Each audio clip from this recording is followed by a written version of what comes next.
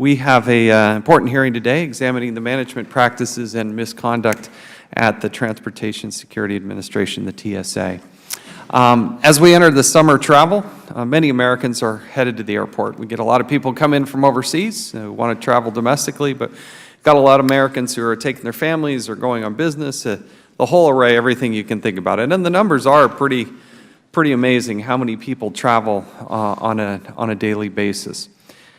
But often when they get there, they're finding that there are very long lines. Now, we need our airplanes and airports to be as secure as possible, but the practices of securing those airports, I think, it continues to be an ongoing question, because sometimes the lines become so difficult and so long.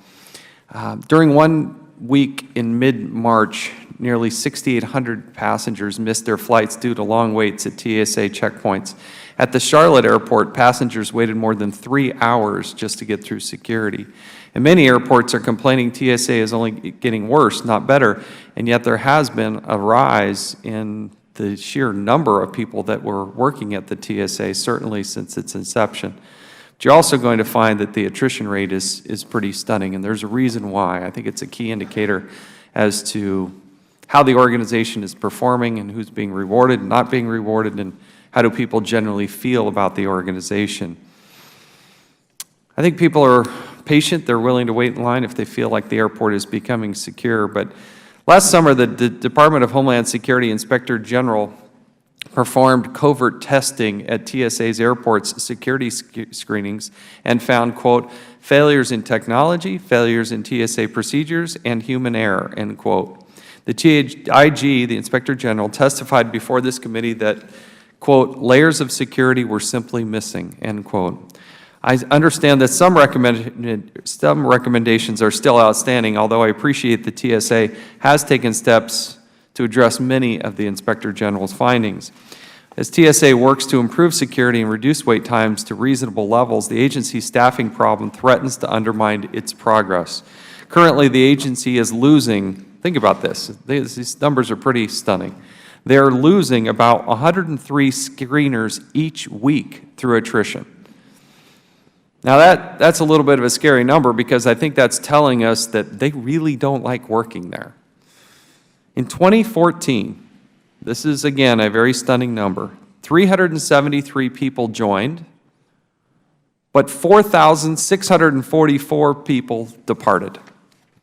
There are a lot of people looking for good jobs, good opportunity in this country, and so when you have 4,600 people leave that job, and they're only able to attract 373, what does that tell you? It tells you there's probably a management problem there, and that there's probably some challenges and some underlying things and causes that ought to be examined.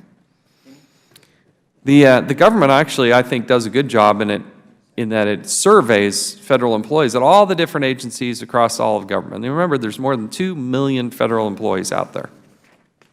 Of the 320 agencies that are ranked and scored, the TSA ranked 313 out of 320,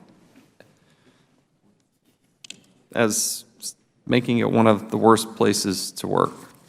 The committee has been contacted by a large number of whistleblowers who have given us some insight into what might be. We've also reached out to some individuals. I don't want you to assume that the panel here today are simply whistleblowers. In fact, that's not the case.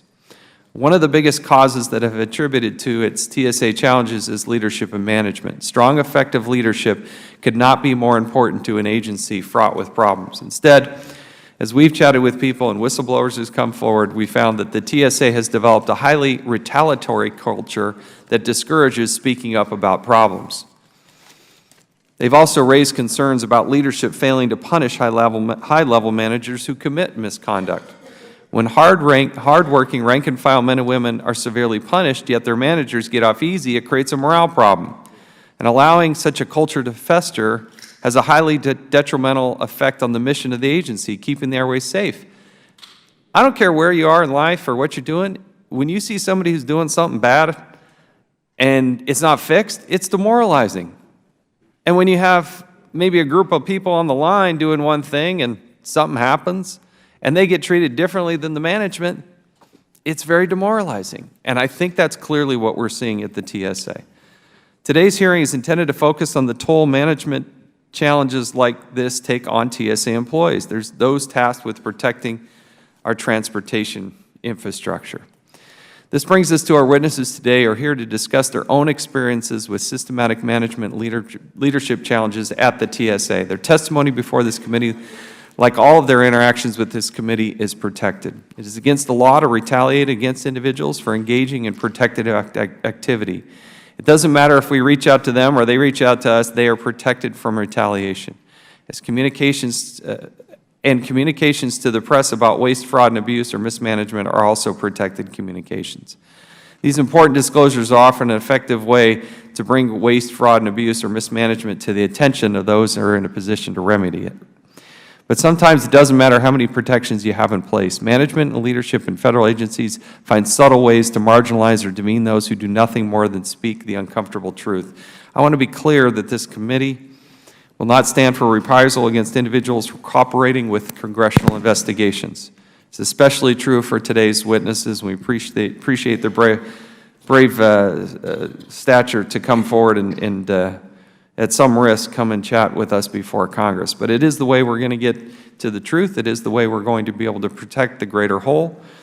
And I think the gentlemen here today will provide valuable insight and hopefully can make the whole of government, the whole of the TSA in its vital mission, a better place to do it. So we thank these gentlemen for stepping forward and participating with us today. And with that, I will now recognize the ranking member, Mr. Cummings.